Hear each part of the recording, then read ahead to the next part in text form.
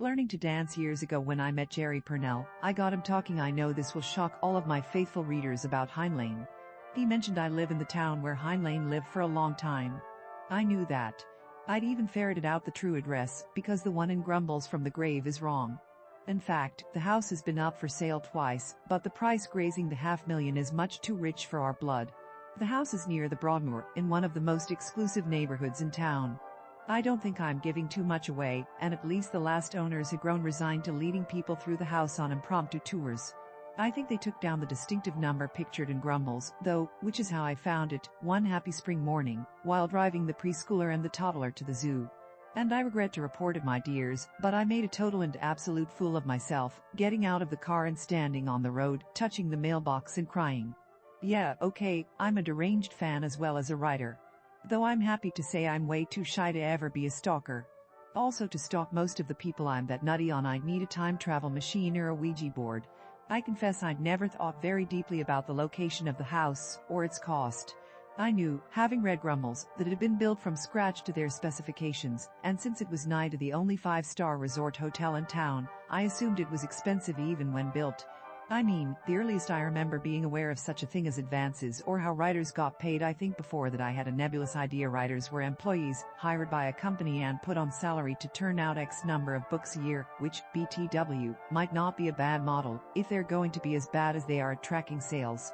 Some of us would probably take write for hire for a book a year for a minimum of X and X years, provided we could write our own stuff on the side. Some of us have kids and obligations. More on this later. Was a notice in a Portuguese paper that Heinlein had got $8 million advance for Friday. So expensive resort hotel, about right. But Jerry said part of the reason they bought where they did was that the housing and living was cheap in Colorado Springs at the time. You see, the money didn't come until much later than that. Until then they lived from book to book. They made do. This is a continuous discussion at every con. The older writers complain about how bourgeois we've all become, and in fact there is something to be said about that, except I'm writing that article hopefully for publication. Meanwhile, the truth is more than bourgeois, we've gotten older. People rarely break into the field in their 20s anymore, or if they do they're treated as darlings and have no worries. I'm one of the younger SFF writers at any gathering, and I can see 50 nearing at speed. At our age we have families and obligations, and we're starting to think in terms of how am I going to live in old age. I don't know anyone under 50 who expects Social Security to pay them much, if anything at all. I view that money as being poured down a hole. If you think you'll see a dime from it, you're a far more hopeful person than I. It's demographics. There is no lockbox. There is no fund.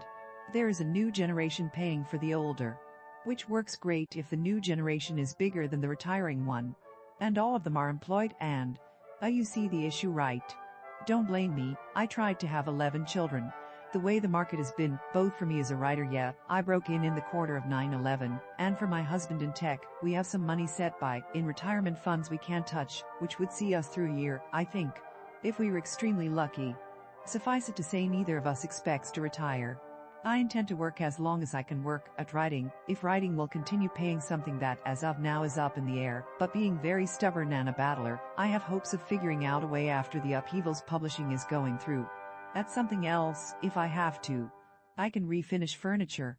I'm a decent seamstress. If all else fails I can teach and tutor in languages. Dan, likewise, intends to die with his hands on the keyboard. How's somewhat of a puzzle too, since most companies these days actively discriminate against you once you hit 50. Yeah, I think it's against the law too, but there's always ways. However, we'll figure it out. But this type of life requires minimizing your living expenses, paying off the house, keeping things as cheap as possible. And sometimes I feel guilty for having taken this path at all. You see, when we were 20 it was just yesterday, I swear it seems so simple. I was going to write until I had a bestseller, which would happen with my first book, more on the lack of understanding of your own incompetence, when you start out later of course, and then I'd support Dan while he got his music going. Sometimes I think I should have gone back to school and gotten my American teaching certificate, so that we'd have been a 2-income family all along. I have a Portuguese teaching certificate, but I wasn't even allowed to take certification exams in the States. My diploma, from one of the oldest universities in Europe, wasn't accepted because the bureaucracy had never heard of it. But then I look at our friends who did what my husband arguably did, to keep a roof over our heads. They traded in their artistic dreams, their dreams of success at the thing they love best, for a steady income. which for my generation hasn't been all that steady. Dan's career in tech through the tech bubble and the turmoil of contracting has hardly been a sinecure. With all that lest I seem to be whining, we're probably in better shape than 80% of our generation, even if we're reading into our savings at a prodigious rate. What is this all about, you ask? Well, yesterday I was talking to my older son who is in pre-med, and we were discussing the uncertainties attending their future, and it occurred to me, truly, that there is no safe option. In the years of accelerating technological change we are facing, there is no career you can enter and be safe forever and ever. Everywhere I turn, even my dentist talks about tech that will end his job as he knows it. So what is my advice to you bright hopefuls setting out on the glory road of writing? 1. If that's what you really want to do and are willing to starve for it, do it. Trading in on a real career won't keep you any safer. A caveat is, since I don't approve of living off other people, be they your parents or the taxpayers, get a part-time job to support your writing habit.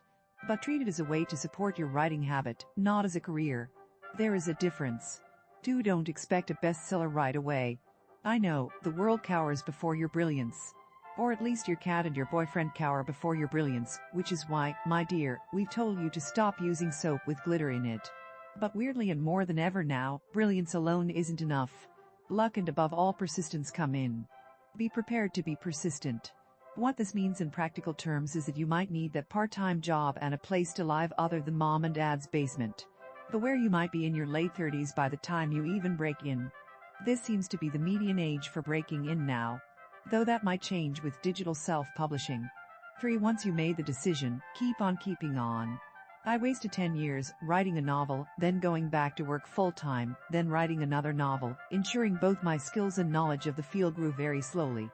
4. Through realities out of our control, demographics, the pace of technological change, other factors that would be posts in themselves, most of us now under 50 will spend the rest of our lives in times of high uncertainty, aka interesting times.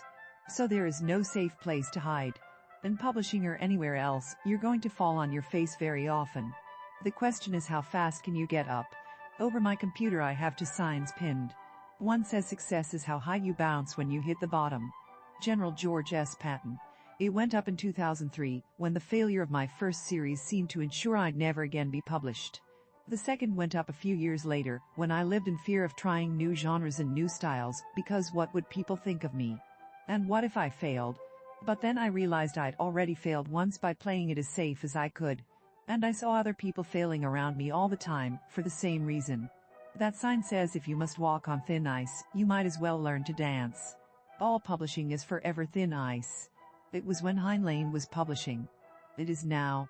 Like all the arts, it will probably always be. The other professions are just moving towards us. So, as you stand there, on your thin ice and take a little experimental step, think on this. 5. One day you will die, as every human will. Maybe you're lucky. Maybe death will come suddenly, with no time for regrets or second thoughts. Most people are not that lucky these days, though. There are sometimes years of laying in bed, unable to do much but think over the past. In that final and terrible time, what will weigh most on you? That you never had a corporate career, never took expensive vacations, never got to be a great doctor, engineer, salesman, cook. If any of these is true, go and pursue those. If you love anything more than writing, go in peace and whistle as you go, you're a free person. But if you're going to lay there, on your deathbed, regretting the worlds and characters that will die with you, unknown to the rest of humanity, come back here and sit down. You're my brother or my sister, even if I never met you. Arrange your life so you can live while creating. And set your nose to the grindstone. If you like this content and want to support this channel, the blog, and Sarah's continued writing, please like and subscribe. If you really enjoy the content, please come and join the fun at accordingtohoyt.com.